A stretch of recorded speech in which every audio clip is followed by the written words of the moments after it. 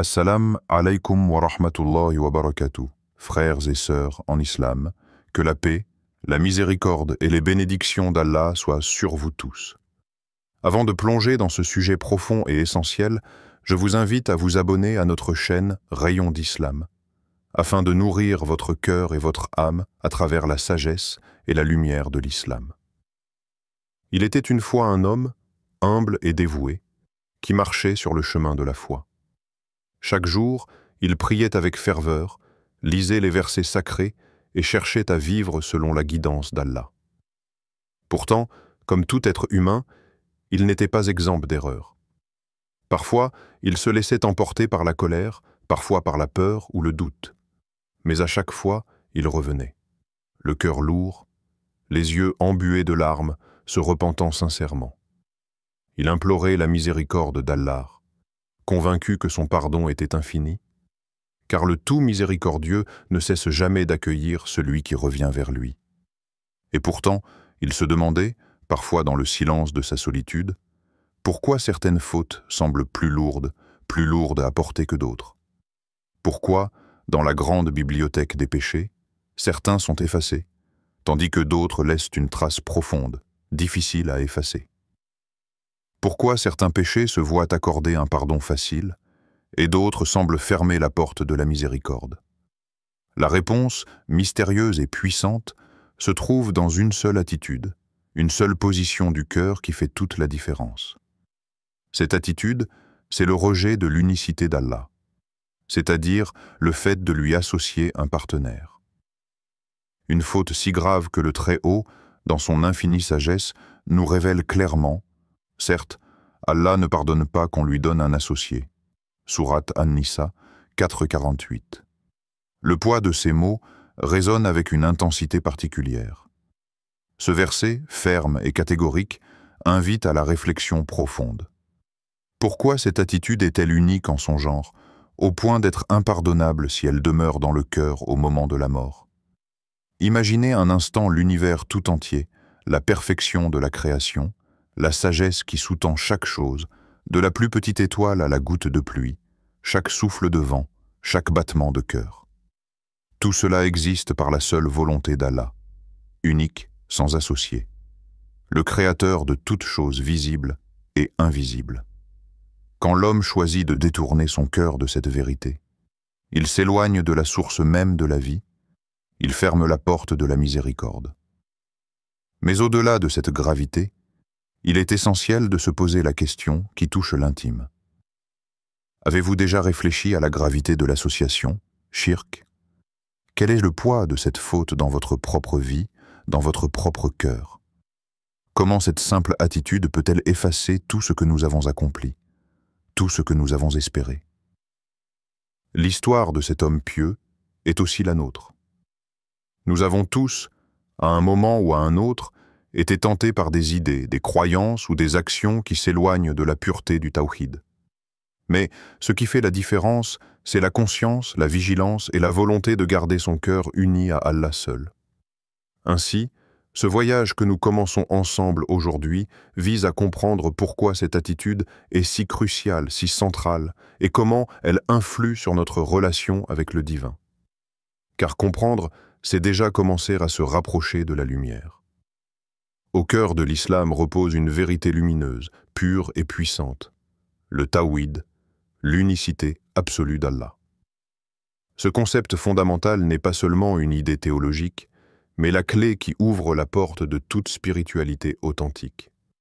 Le tawhid signifie qu'Allah est unique, qu'il est seul digne d'adoration, seul maître de l'univers, sans associé ni égal. Comprendre cette vérité, c'est comme saisir la racine profonde de notre existence, le socle sur lequel tout repose. Sans le tawhid, la foi vacille, le cœur s'égare et l'âme s'assombrit.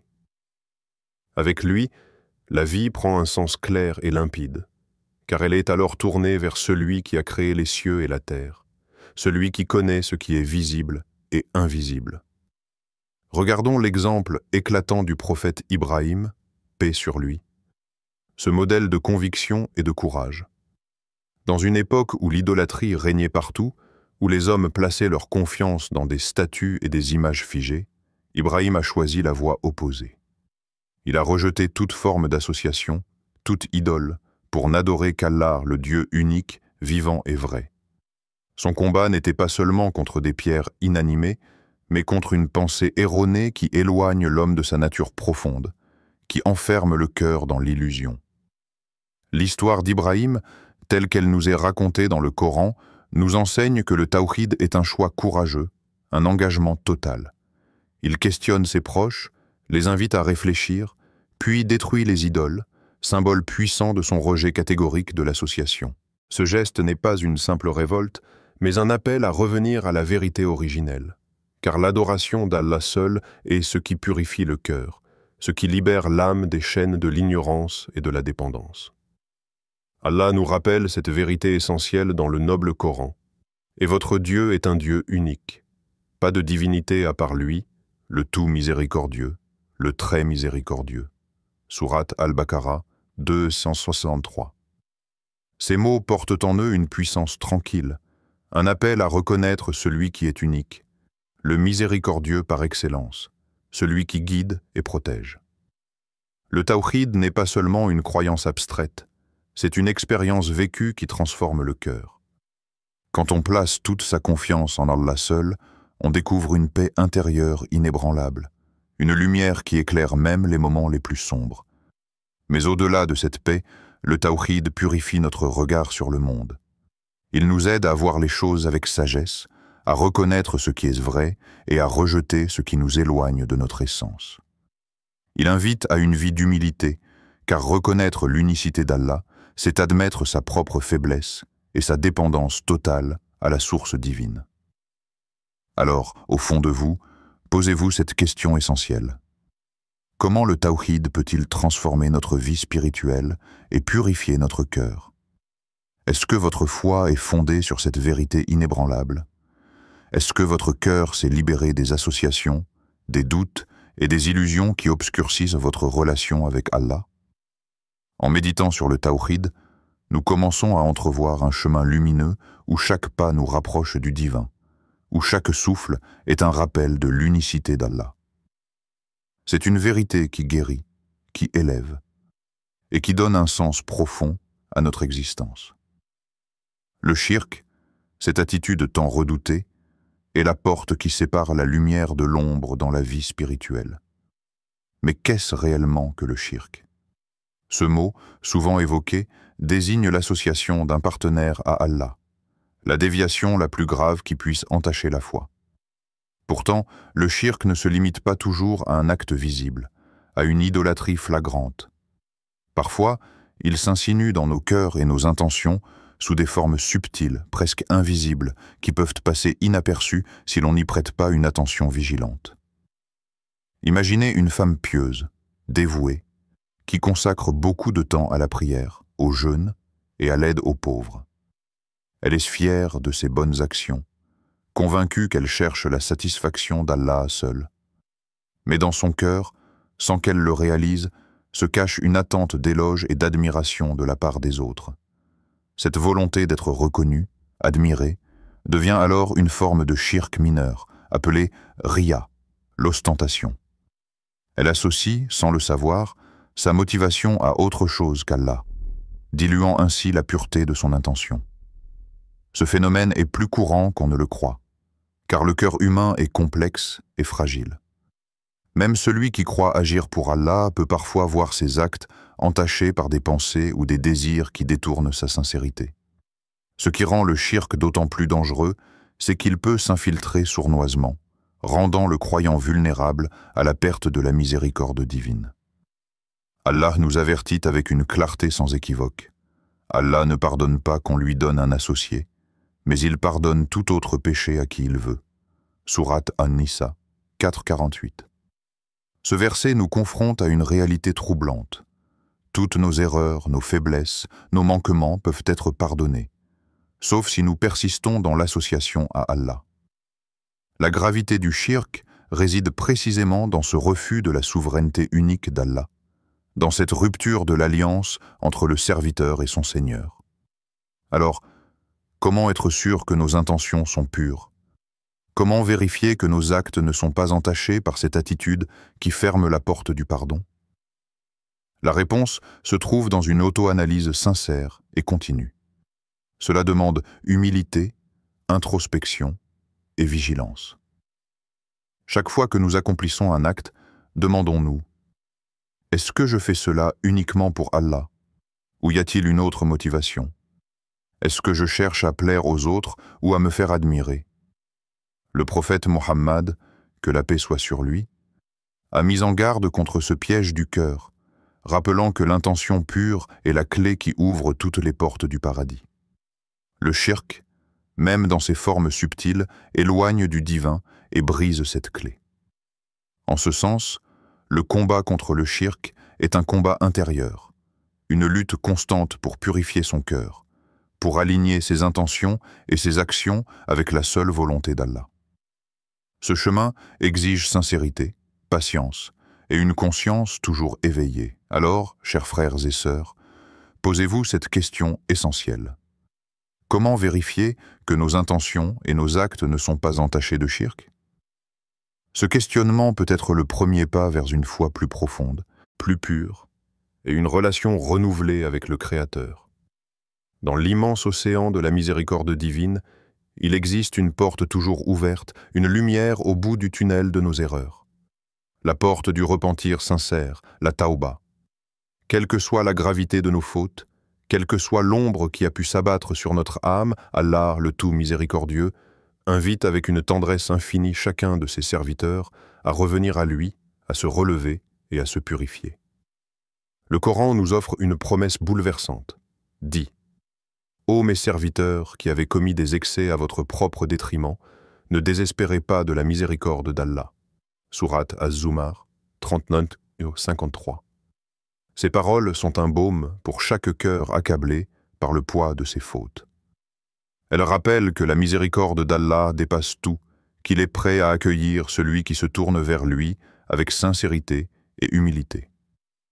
Regardons l'exemple puissant d'Umar ibn al-Khattab, ce compagnon exceptionnel qui, avant sa conversion, était connu pour sa rigueur et parfois sa sévérité contre les premiers musulmans. Pourtant, au plus profond de lui, une transformation s'opéra. Quand il prit connaissance du message divin et rencontra la vérité du Coran, il ne tarda pas à se repentir sincèrement. Son repentir ne fut pas seulement un changement de parole, mais une révolution intérieure. Il devint l'un des plus grands défenseurs de l'islam, un homme de justice, de compassion et d'engagement. Cette histoire nous montre que le repentir sincère ne consiste pas simplement à demander pardon, mais à retourner vers Allah en modifiant profondément sa manière d'être. Le vrai repentir englobe 3 éléments essentiels: regret authentique, abandon du péché et résolution ferme de ne pas y revenir. C'est ce qui rend le cœur vivant, éveillé à la grâce divine. Mais qu'est-ce qui rend un repentir sincère aux yeux d'Allah? Ce n'est pas seulement la parole ou le geste, mais la condition intérieure du serviteur. C'est un tournant profond du cœur, un réveil spirituel qui transforme la conscience. C'est accepter sa faiblesse tout en embrassant l'espoir. C'est demander pardon sans se cacher ni se justifier. La tauba est aussi une preuve de la grandeur d'Allah. Car malgré les erreurs, il reste patient, accueillant, prêt à pardonner et à rétablir la lumière dans l'âme de celui qui se tourne vers lui. Le prophète Mohammed, que la paix soit sur lui, a répété à plusieurs reprises que la porte du repentir est ouverte tant que la mort n'a pas atteint le cœur. Ainsi, le repentir sincère n'est pas une faiblesse mais une force spirituelle, un acte de courage et d'humilité. Il offre une renaissance, un chemin de retour à la pureté originelle. Ce chemin est accessible à tous, à chaque instant, car la miséricorde divine est plus vaste que toute erreur humaine. Maintenant, prenez un moment pour vous interroger profondément.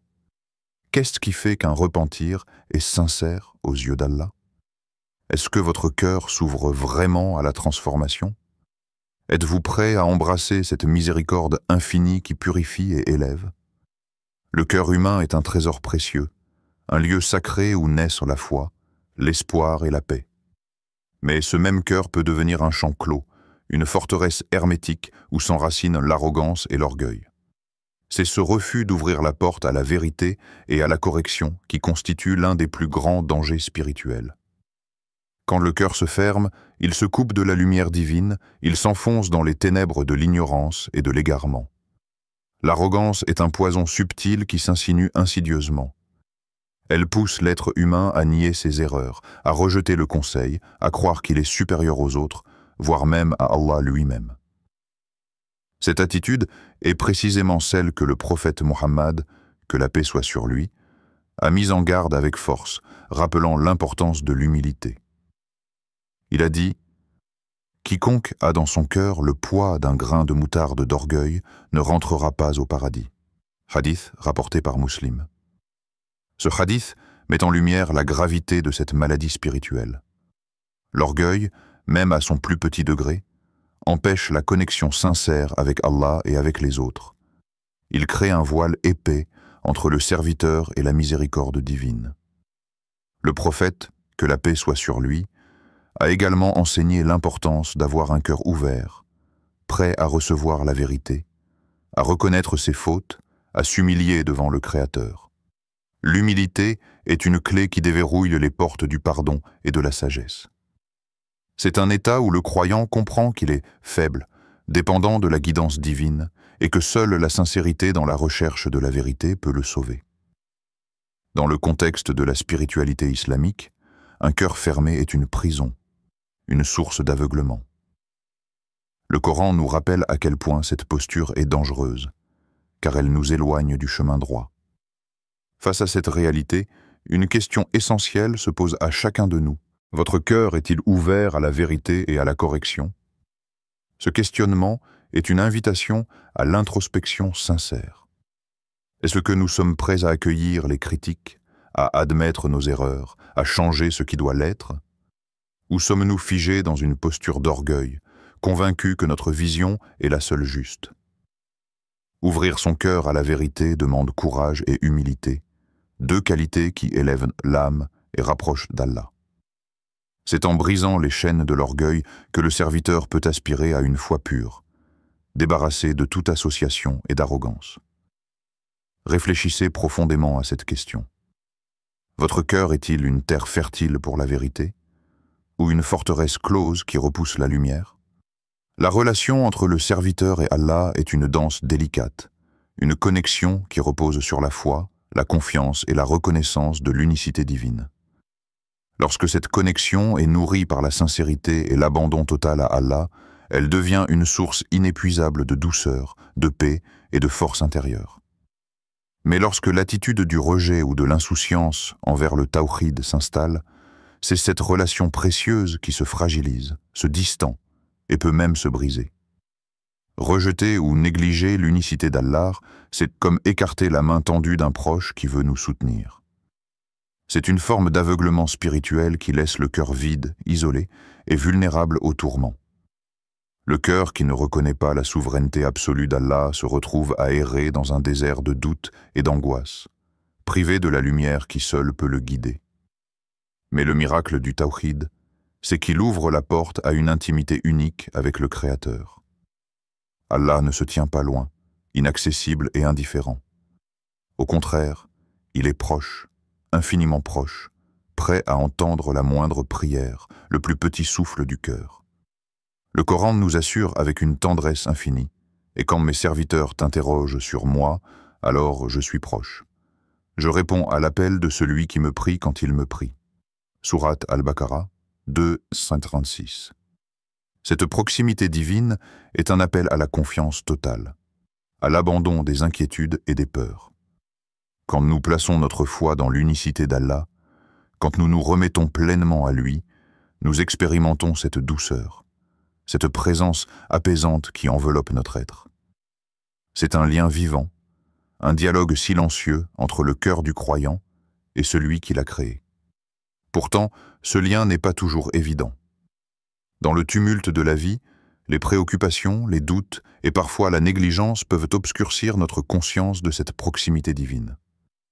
Nous pouvons oublier que nous ne sommes jamais seuls, que chaque souffle est une réponse à notre prière, que chaque pas peut être guidé par la main d'Allah. Alors, la vraie question qui s'impose à nous est comment ressentons-nous la proximité d'Allah dans notre vie quotidienne? Est-ce que nous percevons cette présence douce et réconfortante? Est-ce que notre cœur s'ouvre à ce lien intime qui nous unit au Tout-Puissant? Ou est-ce que nous vivons comme si nous étions coupés de lui, en errant sans direction? Ressentir Allah proche, c'est vivre avec la certitude que, malgré nos faiblesses, nos erreurs et nos doutes, il est là, prêt à accueillir notre prière, à répondre à notre appel, à nous guider sur le chemin du bonheur et de la paix. C'est cette expérience qui transforme la peur en confiance, l'incertitude en sérénité, le désespoir en espoir. En cultivant cette proximité, nous construisons un refuge intérieur inébranlable, une source de lumière et de sérénité qui illumine même les jours les plus sombres. Dans le voyage de la foi, il arrive un moment crucial où chacun doit se regarder en face, sonder ses croyances, scruter ses actes et évaluer la pureté de son intention. C'est un acte de courage et de sincérité, car il demande de briser les illusions et de confronter ses faiblesses sans détour. Cette auto-évaluation n'est pas une simple formalité, mais une invitation à la vigilance spirituelle, à la transformation intérieure. Permettez-moi de partager une histoire, qui pourrait être la vôtre ou celle de quelqu'un que vous connaissez. Il s'agit d'un homme, pieux en apparence, engagé dans sa communauté, respecté pour ses actes et ses paroles. Pourtant, au fond de lui, il sentait une inquiétude sourde, une distance croissante avec Allah qu'il ne comprenait pas tout à fait. Un jour, confronté à un moment difficile, il décida de s'arrêter, de s'interroger honnêtement, est-ce que ma foi est vraiment pure? Mes actes sont-ils vraiment pour Allah, ou est-ce que je cherche aussi à plaire aux hommes? Ce moment de vérité fut un tournant. Il reconnut des failles dans son intention, des zones d'ombre qu'il n'avait jamais voulu affronter. Ce fut douloureux, mais libérateur. À partir de là, il fit un effort conscient pour purifier son cœur, pour éviter tout ce qui pouvait être un shirk, même dans ses formes les plus subtiles. Il réalisa que la vigilance était un chemin quotidien, un combat spirituel nécessaire pour ne pas s'égarer. Le Coran nous met en garde avec une fermeté pleine de sagesse. Ne vous égarez pas, car vous seriez malheureux. Sourate Al-An'am 6.27. Ces mots résonnent comme un avertissement puissant, mais aussi comme une invitation à la responsabilité. L'égarement n'est pas simplement une erreur passagère. C'est une source de malheur profond, car il éloigne de la lumière divine, de la paix intérieure. Face à cela, la question que chacun doit se poser aujourd'hui est claire et urgente. Quel pas concret pouvez-vous faire aujourd'hui pour purifier votre foi? Peut-être est-ce le moment de réexaminer ses intentions dans les prières, dans les actes de charité, dans les relations avec les autres. Peut-être est-ce le moment de demander conseil, de chercher la connaissance pour mieux comprendre le tawhid et d'abandonner tout ce qui pourrait introduire un doute ou une association. Ce témoignage et cet appel ne sont pas destinés à créer de la peur, mais à éveiller la conscience. La foi pure est un trésor précieux, une lumière fragile qu'il faut protéger avec soin. La vigilance est une arme contre le shirk et l'orgueil, un bouclier qui garde le cœur ouvert à la miséricorde d'Allah. En ce jour, prenez un instant pour vous auto-évaluer sincèrement. Ce moment d'honnêteté peut être le début d'un renouveau spirituel, d'une purification profonde, d'un retour à la source de la foi. Au cœur de chaque croyant réside une force insoupçonnée, un potentiel immense de transformation. Choisir de faire du tawhid, l'unicité d'Allah, le centre de sa vie, est un engagement profond qui peut parfois sembler ardu, voire intimidant. Le chemin vers une foi pure, sans aucune association, n'est jamais exempt de défis. Mais c'est précisément dans ces épreuves que la lumière intérieure se révèle, que la paix véritable s'installe et que l'âme trouve enfin son refuge. Imaginez un instant cette lumière éclatante qui jaillit au plus profond de vous, illuminant chaque recoin obscur de votre être, dissipant les doutes, les peurs et les ombres du shirk. C'est la paix qui surpasse toute compréhension, une sérénité qui transcende les difficultés extérieures. Cette paix, c'est la récompense d'une foi sincère et inébranlable, d'un cœur qui se tourne exclusivement vers Allah. Le Coran nous rappelle avec une certitude réconfortante que les difficultés ne sont jamais permanentes. Certes, avec la difficulté vient la facilité. Sourate Ash-Shar 84-6. Ces paroles sont un phare dans la nuit, une promesse divine que les épreuves que nous traversons aujourd'hui préparent un avenir lumineux et paisible. Elles nous invitent à persévérer, à ne pas abandonner face aux obstacles, car chaque pas vers Allah est une victoire sur soi-même et un pas vers la paix intérieure. Faire du tawhid le centre de sa vie, c'est aussi faire le choix courageux de tourner le dos à tout ce qui pourrait diluer cette foi, à toute forme d'association, même subtile. C'est un chemin de purification, un chemin d'élévation qui demande vigilance et sincérité. Mais c'est aussi un chemin d'espoir et de lumière, où chaque effort est accueilli avec miséricorde par celui qui connaît nos cœurs. Alors, à ce moment précis, je vous pose cette question, essentielle et profonde. Êtes-vous prêt à embrasser la lumière et à tourner le dos à l'ombre du shirk? Cette invitation n'est pas un simple discours. C'est un appel vibrant au changement, à la renaissance spirituelle. Êtes-vous prêt à accueillir cette lumière qui éclaire le chemin, à laisser derrière vous les ténèbres qui éloignent du vrai bonheur? Le chemin est là, devant vous, éclairé par la promesse d'Allah, et il suffit d'un premier pas, d'un engagement sincère pour commencer cette transformation. Laissez cette lumière vous guider, nourrissez votre cœur de cette conviction profonde, et sentez la paix grandir en vous à mesure que le tawhid s'installe comme la boussole de votre vie. Assalamu alaikum wa rahmatullahi wa barakatuh. En ce moment où s'achève ce voyage au cœur du tawhid, souvenons-nous avec humilité de la grandeur infinie de la miséricorde d'Allah.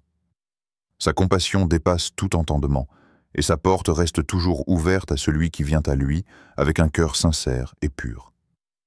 Pourtant, cette miséricorde demande de notre part un engagement constant, celui de garder notre cœur exempt de toute forme d'association, de toute trace de shirk. C'est dans la pureté de notre foi, dans la clarté de notre intention, que réside la force de notre relation avec le Créateur. Que chaque jour soit pour nous une occasion renouvelée de purifier notre cœur, de revenir à l'essence même de l'islam, l'unicité d'Allah, ce lien sacré qui nous élève et nous protège. Si ce chemin vers la lumière vous inspire, si vous souhaitez continuer à approfondir cette quête spirituelle avec nous, n'oubliez pas de vous abonner à notre chaîne.